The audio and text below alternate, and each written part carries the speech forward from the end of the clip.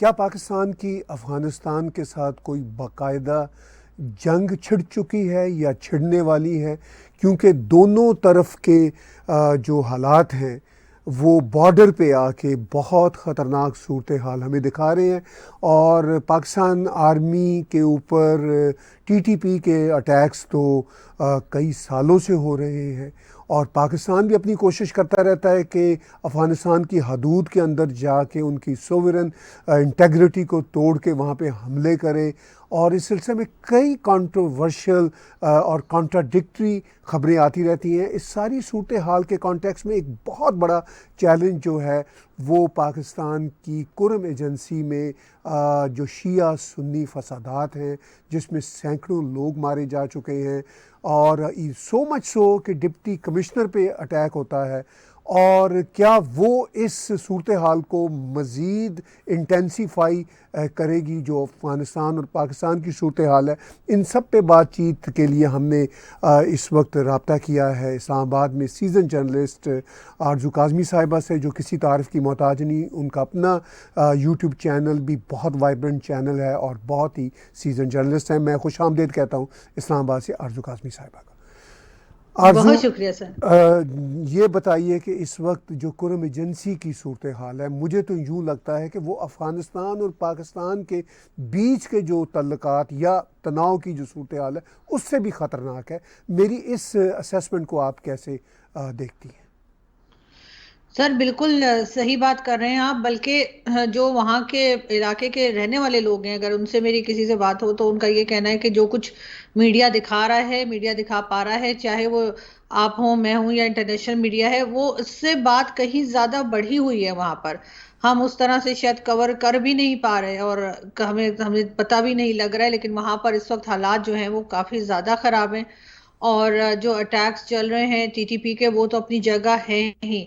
लेकिन अब हालत ये हो गई है कि एक तरह से पाकिस्तान जो है वो बैकफुट पर है। अब कहा तो ये जाता है कि 20-25 हजार लोगों के सामने जो है लाखों की फौज खड़ी है, लेकिन इस वक्त ये बैकफुट पर है। इनका नुकसान बहुत ज्यादा हो रहा है और उसमें सिविलियंस भी शामिल हैं। और जो कह लीजिए कि जो सिक्योरिटी फोर्सेस के लोग हैं उनकी तादाद जो है वो सिविलियन से भी ज्यादा है।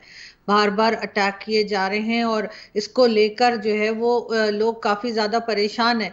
अफगानिस्तान की जो इस वक्त की गवर्नमेंट है तालिबान की, उससे भी इन्होंने कांटेक्ट किए हैं और इन्होंने कहा है कि जी टीटीपी को कंट्रोल किया जाए। तो उनका ये कहना है कि जी पाकिस्तान जाने और टीटीपी जाने। अब इन्होंने जो एयर स्ट्राइक की, ये बात भी कही जा रही है कि एयर स्ट्राइक जो उन्होंने की है उसके ऊपर भी जो फोर्सेस के लोग हैं, खासतौर पे अगर आप ये कह लीजिए कि एयरफोर्स के लोग हो गए और बाकी हो गए, तो उनको भी है कि वो कहते हैं जी हमसे स्ट्राइक तो करवा देते हैं, उसके बाद इनसे कुछ कंट्रोल नहीं होता। जब वापस पलट कर अफगानिस्तान की तरफ से या टीटीपी की तरफ से अटैक्स किए जाते हैं, जो आप जानते हैं कि इन फोर्सेस के लोगों के ऊपर ही किए जाते हैं, तब ये रोक नहीं पाते। और यहाँ पर काफी ज्यादा जानी और माली नुकसान जो है वो मुसलसल होता हुआ दिखाई दे रहा है। और यही बात जो है ये ना तो असेंबली में की जा रही है, ना ही कहीं टीवी चैनल पे आपको कोई खास बात करता हुआ दिखाई देता है। लेकिन ये जरूर है कि इस वक्त जो है वो पाकिस्तान की हालत जो है खासतौर पे केपी के और बलूचिस्तान को लेकर काफी ज्यादा खराब है। कोयटा में 2 दिन के लिए इंटरनेट सर्विसेज और मोबाइल सर्विसेज सस्पेंड की गई हैं और कहा यही गया है कि सिक्योरिटी रीजंस बताए गए हैं, किसी तरह का ऑपरेशन एक्सपेक्ट किया जा रहा है। मगर ये ऑपरेशंस कब होंगे, कैसे होंगे और क्या रिजल्ट निकलेगा? इससे पहले भी सर ऑपरेशंस होते रहे हैं, लेकिन या तो ये मान लें कि वो इनसे कंप्लीट नहीं हो पाए या कोई सक्सेस नहीं मिली इनको, और इसी वजह से बार बार ऑपरेशन जो है अनाउंस कर रहे हैं। लेकिन कोई चीज भी इस वक्त हमें संभलती हुई दिखाई नहीं दे रही। आपने कहा कि इस वक्त कोई भी चीज़ संभलती हुई दिखाई नहीं दे रही। देखिए, कुरम एजेंसी का मामला हो और ये जो लॉलेसनेस का मामला हो खैबर पख्तूनख्वा के इन एरियाज़ में, ये हम साल हा साल से बल्कि दहाइयों से देख रहे हैं। और ये जो बदकिस्मती से शिया सुन्नी सेक्टेरियन फसादात हैं, ये पूरे पाकिस्तान में हमेशा से होते चले आए हैं, और इन जो कबायली इलाकों में भी हमेशा से होते चले आए हैं। इस बार वो बहुत ज़्यादा एम्पलीफाई हो गए क्योंकि सोशल मीडिया बहुत वाइब्रेंट है। आपने ठीक कहा कि जो पाकिस्तान का कन्वेंशनल मीडिया है वो तो इनको ठीक तरीके से या पूरे तरीके से दिखा नहीं रहा एज़ यूजुअल। लेकिन सिचुएशन ये है कि क्या जो इस वक्त खैबर पख्तूनख्वा की ख़ास तौर पर सूरत हाल है, जहाँ पे दोनों देशों के बॉर्डर को तालिबान नहीं मानते। टीटीपी की आपने बात की, वो बज़ाहिर पाकिस्तानी यही कहते हैं जी 20-25 हज़ार लोग हैं, मगर क्या 20-25 हज़ार लोगों को ये काबू पा लेंगे, वो भी एक चैलेंज है। ख़ुद जो वज़ीरिस्तान साउथ हो या नॉर्थ हो, उसके जो मसाइल हैं बड़े गंभीर हैं। तो ये जो मामलात हैं, मैं सिर्फ़ और सिर्फ इस खैबर पख्तूनख्वा के हवाले से आपकी राय जानना चाहूँगा कि ये कब तक पाकिस्तान की रियासत इनको संभाल लेगी या ठीक कर लेगी, या ये हाथ से बाहर ही होते चले जाएंगे? सर, लग तो ये रहा है कि ये हाथ से बाहर ही होते चले जाएंगे। वहाँ के जो लोकल्स हैं वो कई बार कह चुके हैं कि यहाँ से फौज बाहर निकल जाए, वो कहते हैं हम अफगानिस्तान के लोगों को खुद संभाल लेंगे, हम टीटीपी को देख लेंगे, यहाँ से फौज इलाका खाली कर दे। लेकिन फौज वो करने के लिए तैयार नहीं है। साथ साथ पारा चनार और कई दूसरी जगहों के लिए जहाँ पर शिया सुन्नी फसादात हो रहे हैं, उसके लिए भी कहा गया कि जी जिरगा के जरिए जो है ये मामला हल किया जाएगा। बल्कि अनाउंस किया गया कि हल हो गया है, लेकिन उसके दूसरे ही दिन फिर फायरिंग की गई और 2-3 लोग जो है वो अपनी जान से गए। तो यहाँ पर ये सिलसिला चलता जा रहा है। जो रास्ते हैं वो बंद हैं, कई जगहों पे जाने के लिए लोग जो हैं वो परेशान हैं। साथ वहां पर खाने पीने का सामान भी नहीं पहुंच पा रहा है, और सब्जियां और कई दूसरी चीजों के लिए कहा जा रहा है कि जो उनको लेके जाते हैं लोग, वो कह रहे हैं कि सामान हमारा खराब हो रहा है और हम पहुंचा नहीं पा रहे, मेडिसिन भी जो है वो नहीं पहुंच पा रही हैं और किसी तरह का भी सामान। लेकिन इस वक्त ऐसा लगता है कि जो इस वक्त की एजेंसीज हैं या कह लीजिए जो सिक्योरिटी फोर्सेज हैं, वो भी पीछे हटने को तैयार नहीं, इसलिए कि उन्होंने भी अपनी अना का एक मसला बना लिया है कि भाई अगर लोग खुद ही अपने काम करने लगे और खुद ही इन चीज़ों को हैंडल करने लगे तो फिर इनकी तो थोड़ी पोजीशन और ख़राब हो जाएगी, जो ऑलरेडी आपको मालूम है कि पाकिस्तान में काफ़ी हो चुकी है, चाहे ये माने या ना माने। लेकिन इमरान खान के जो फॉलोअर्स हैं, जिस तरीके से वो बिहेव कर रहे हैं, जो कि हरगिज़ मैं ये नहीं कहूँगी कि हर कोई उन्हें सपोर्ट कर रहा है, लेकिन बहरहाल इनको टफ टाइम दे रखा है उन्होंने। अब ये भी करना शुरू कर दिया है उन्होंने कि जी जो उनकी फौजी प्रोडक्ट्स हैं उसको भी बाइकआउट करें, तो वो बाइकआउट भी चल रहा है यहाँ पर। साथ साथ केपीके के लोग जो हैं वो जाहिर ज़्यादातर जो हैं वो इमरान खान को सपोर्ट कर रहे हैं, मेजॉरिटी उनमें से। और जो अफगानिस्तान की तरफ से जो कुछ हो रहा है, तो सर ये कोई नई बात तो नहीं है। आप जानते हैं कि टीटीपी के लोग जो हैं वो बहुत टाइम से केपीके के अंदर मौजूद हैं। जहाँ के चीफ मिनिस्टर अली अमीन गंडापुर साहब का ये कहना है कि अगर उन्हें अपने खेतों में भी जाना होता है तो उन्हें भत्ता दे के जाना पड़ता है, उन्हें टीटीपी वाले रोक लेते हैं। जब ये सूरत हाल है और इनसे किसी तरीके से कुछ भी काबू में नहीं आ रहा, तो फिर जो वहाँ के मकामी लोग हैं, जो एक उनकी ज़बान समझते हैं, जिनका कल्चर एक है, जो एक तरह से उठना बैठना है, फिर इन्हें उनको अपने साथ शामिल करना चाहिए। उनको एक अलग जगह खड़ा करके, अलग तरफ करके और ख़ुद ही सारी चीज़ें संभालने की कोशिश करना जो है वो मेरे ख्याल है अब इसमें नाकामी हुई है। और इनको आगे बढ़ने के लिए अब जो लोकल्स हैं उन्हीं की मदद लेनी होगी। जी, आप कह रही हैं कि इनको नाकामी हुई है, यानी सरकार को, रियासत को, और इनको इवेंचुअली लोकल लोगों की मदद लेनी होगी। मगर ग्राउंड रियलिटी ये है कि खैबर पख्तूनख्वा के इन इलाकों में लोकल लोग पाकिस्तान की फेडरल सरकार पे ट्रस्ट नहीं करते। एक तो वो जो पुराने रिश्ते हैं उनकी बिना पे उनका ट्रस्ट नहीं है। दूसरा, जो आपने फैक्टर अपनी बातचीत में यहाँ पे रिवील किया, वो बिल्कुल ठीक फैक्टर है कि केपीके में इमरान खान की पार्टी के सपोर्टर एक दहाई से ज़्यादा अरसे से वो बढ़ते चले जा रहे हैं। और so much so Imran Khan की पार्टी ने हुकूमत की इस जो नई तनाव की सूरत हाल है अफ़गानिस्तान के साथ या तालिबान के साथ, उसमें तालिबान को सपोर्ट किया है, इवन टीटीपी को इनडायरेक्टली और अफ़गान तालिबान को डायरेक्टली सपोर्ट किया है। तो इस सारी सूरत हाल में एक तो ट्रस्ट नहीं है लोगों का दहाइयों से। अब जो पीटीआई है वो भी सरकार की या फेडरल सरकार की या रियासत के ख़िलाफ़ है। दूसरा फैक्टर, तीसरा, वहाँ पे लोगों को हकूक़ नहीं मिल रहे हैं। हमने जो पश्तून तहफ़्फ़ुज़ मूवमेंट के सिलसिला में देखा, उनको भी दबा के पश्तीन को और उनके साथियों को दबा के रखा हुआ है। तो बहुत सारे फैक्टर्स हैं जो वहाँ पे काम कर रहे हैं। चौथा फैक्टर ख़ुद तालिबान का है। तो इन 4 बड़े फैक्टर्स की सूरत हाल में मैंने भी पीछे कहा कि क्या हालात हाथ से बाहर निकल जाएंगे। आपने कहा अली अमीन गंडापुर का कहना है कि जी हम खुद बता दे के कई जगहों पे जाते हैं। तो फिर पाकिस्तान की रियासत इतनी बड़ी आर्मी के साथ क्या कर रही है, क्या उनकी परफॉर्मेंस है? सर, अगर आप कहते हैं कि हालात खराब हैं या ये कि राइट नहीं मिल रहे केपीके के लोगों को, तो सर राइट तो किसी को भी नहीं मिल रहा है। तो सिर्फ केपीके को हम क्या काउंट करें? क्या जो आज़ाद कश्मीर जिसको हम कहते हैं और पीओके कहा जाता है भारत में, क्या उनको राइट मिल रहे हैं? क्या सिंध के लोगों को मिल रहे हैं? क्या बलूचिस्तान के लोगों को मिल रहे हैं? यहाँ पे तो किसी को कोई राइट नहीं मिल रहा है, आप जानते हैं। तो ये तो हालात है यहाँ के। बाकी इनकी जो हालत है इस वक्त, खास तौर पे एजेंसीज की और कह लीजिए स्टैब्लिशमेंट की, वो ज्यादा घबराए हुए दिखाई दे रहे हैं। गवर्नमेंट को अगर देखा जाए तो गवर्नमेंट को तो क्योंकि आदत है कि कुछ टाइम के बाद हटा दिया जाता है, फिर कोई और आ जाता है।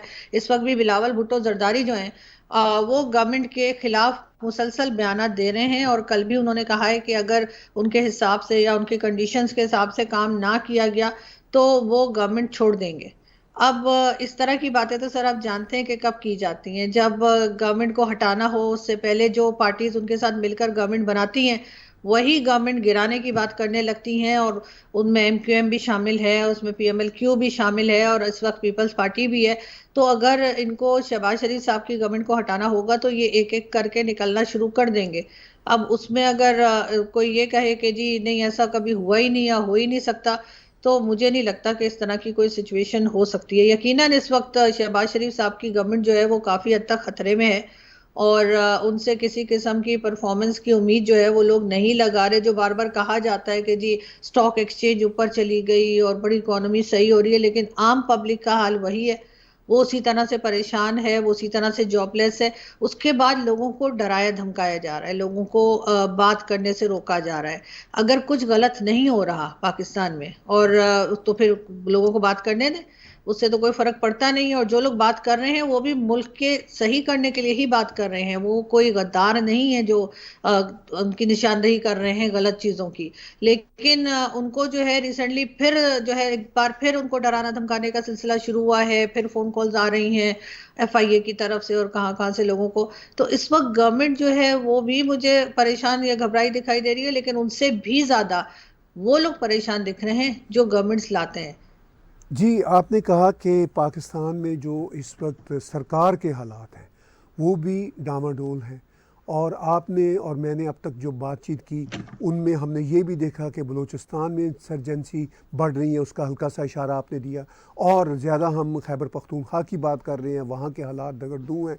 बहुत सारे फैक्टर्स मैंने और आपने गिनवाए कि सूरत हाल इस तरह की है। तो इस तरह के हालात में जब आप और मैं ये समझ रहे हैं कि हालात इनके काबू से बाहर निकल रहे हैं, तो क्या कोई ऐसा ख़तरा है कि आने वाले महीनों सालों में हम कोई ख़तरनाक किस्म की ख़बर सुने कि जी खैबर पख्तूनख्वा के लोग पीटीआई की वजह से, on top of that TTP की वजह से, प्लस वहाँ के जो सेक्टेरियन इश्यूज़ हैं उनकी वजह से, फिर अफ़गानिस्तान की तरफ से कभी भी जो बॉर्डर लाइन को ना मानना, उनकी वजह से कोई डिसमेंबरमेंट की या टूटने की कोई ऐसी सिचुएशन की तरफ पाकिस्तान जा सकता है खैबर पख्तूनख्वा की हद तक?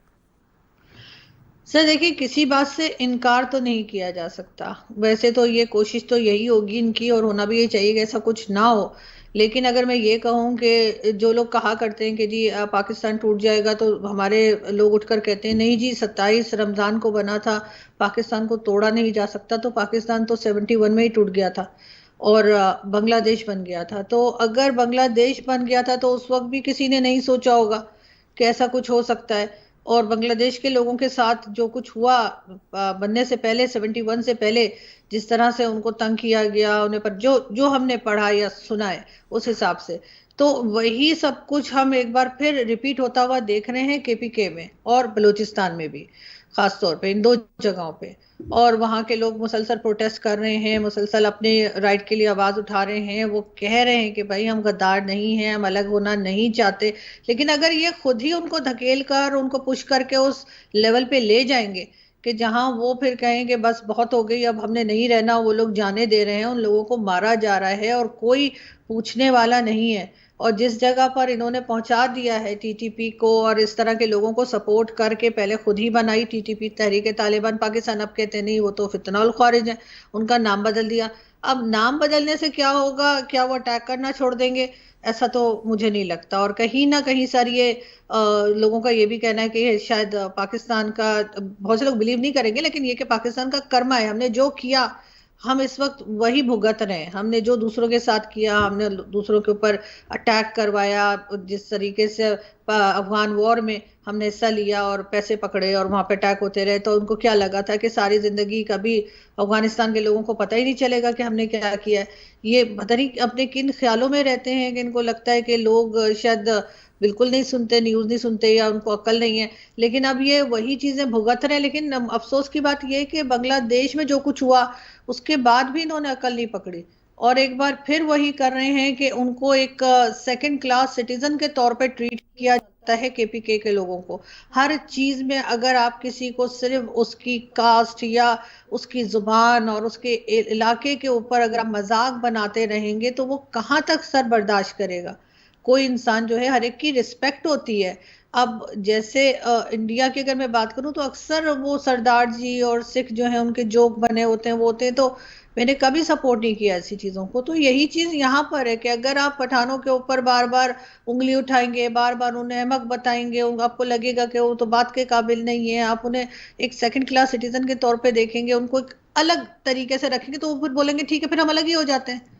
वरना आपको पता है कि ये कौम भी बहुत हुब्बुल वतन है, और ये कौम भी बहुत पाकिस्तान के लिए इन्होंने बहुत कुर्बानियां दी हैं। लेकिन इस वक्त जो कुछ किया जा रहा है वो बहुत अफसोसनाक है, और ये सब कुछ नहीं होना चाहिए। लेकिन मुझे आगे हालात जो हैं वो बेहतर होते हुए अनफॉर्चुनेटली नहीं लग रहे।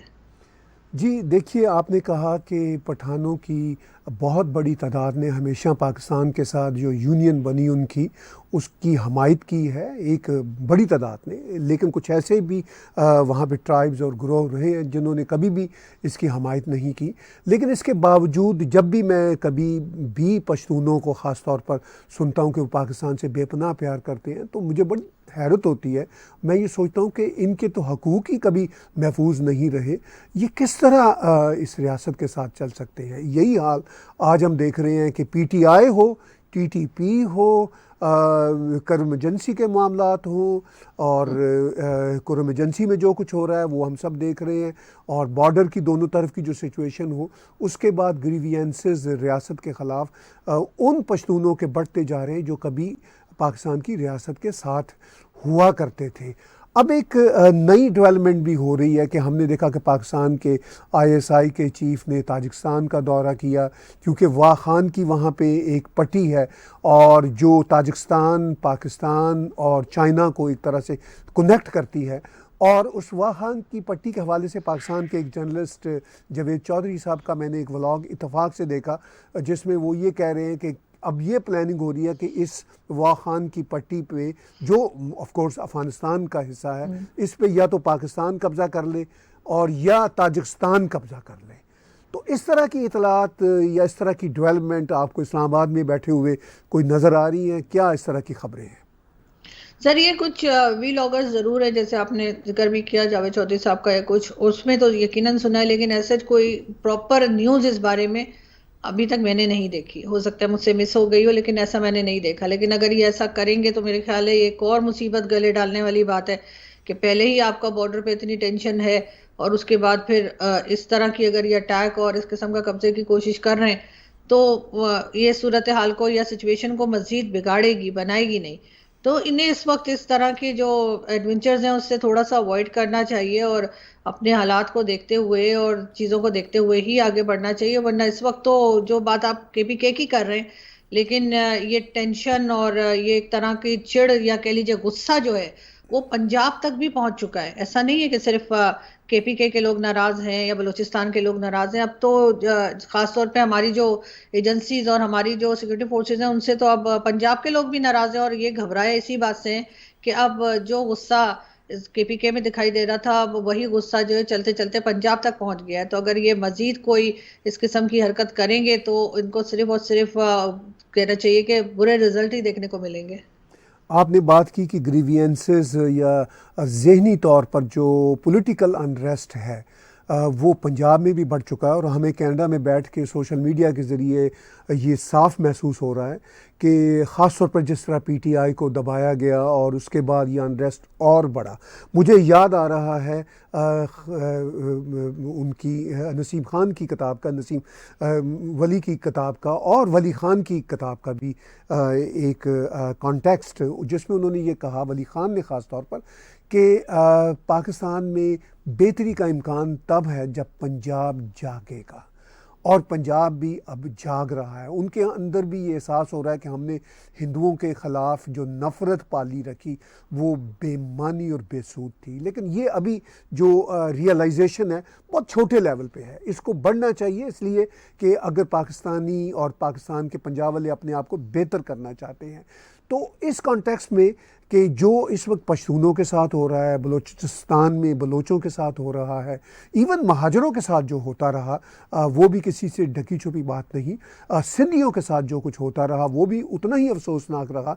अब पंजाब में पंजाबियों के साथ वही कुछ हो रहा है। तो क्या आपको लगता है कि खैबर पख्तूनख्वा की जो सूरत हाल है उससे पंजाब कोई उनका साथ देगा, या मरीम नवाज की गवर्नमेंट में पंजाब वही पंजाबी पग की तरफ ही रहेगा? नहीं सर, मुझे ऐसा तो नहीं लगता कि पंजाब जो है वो केपीके का साथ देगा। पंजाब लेकिन अपनी अलग से अपनी मुसीबतों में फंस चुका है, और जिस तरह की बातें यहाँ पर की जा रही हैं, और पंजाब के लोग जो हैं वो भी अब तकरीबन वही चीजें फेस कर रहे हैं जो केपीके के लोग फेस कर रहे हैं। यानी उनके पास भी जॉब नहीं है, उनके पास भी खाने को नहीं है, उनके भी हालात बहुत खराब हैं। और अगर चीफ मिनिस्टर पंजाब जो है वो 45 लाख का एक सूट पहन के और अपने भांजे की शादी में जाएंगी, भतीजे की, तो उसको देखकर यकीनन उनके खिलाफ आवाजें उठेंगी। और अगर उनके 2 4 या 6 उनके जो फेवर में लोग हैं वो बोलेंगे तो उससे कोई फायदा उनको होने वाला नहीं है। इस वक्त एक अजीब बेवकूफ़ी की हरकतें जो गवर्नमेंट, पंजाब गवर्नमेंट कर रही है वो ये कि यहाँ तो लोगों को बताया जा रहा है कि जी हमारे पास पैसा नहीं है, हम आईएमएफ से मांग रहे हैं, कभी वर्ल्ड बैंक से मांग रहे हैं, कभी क्या कर रहे हैं। और दूसरी तरफ जो गवर्नमेंट है उसके खर्चे देखते हुए लोगों को, जाहिर है लोग अपसेट हो रहे हैं कि हमारे यहाँ खाने को नहीं है। और हमारी चीफ मिनिस्टर जो हैं वो इंडियन डिजाइनर के 45 लाख का जो एक सूट है वो पहन कर गई एक एक फंक्शन के लिए। तो आप समझिए कि शादी के बाकी फंक्शन में उन्होंने क्या नहीं किया होगा। तो ये अजीब नौ दौलतियों वाली हरकतें जो हमेशा से पीएमएलएन करती आई है, ये कोई पहली बार नहीं है।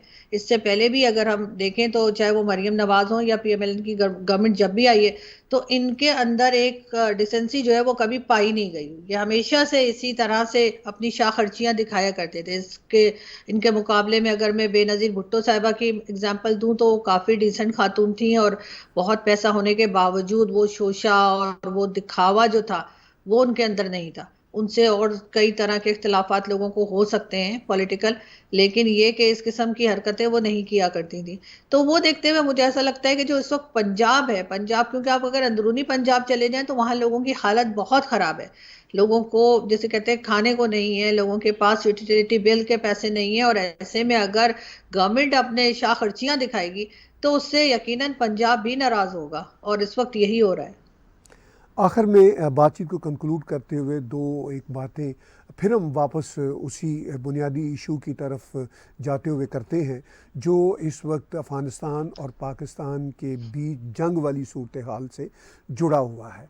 तो क्या आपको लगता है, जैसा कि ये भी हमें ख़बरें मिल रही हैं कि ख़ुद अफ़गानिस्तान के अंदर तालिबान के अंदर बहुत सारे ग्रुप्स हैं, कुछ हक़ानी नेटवर्क के ग्रुप हैं जो पाकिस्तान के साथ स्लाइटली हैं, कुछ ऐसे ग्रुप्स हैं जो बहुत पाकिस्तान के ख़िलाफ़ हैं।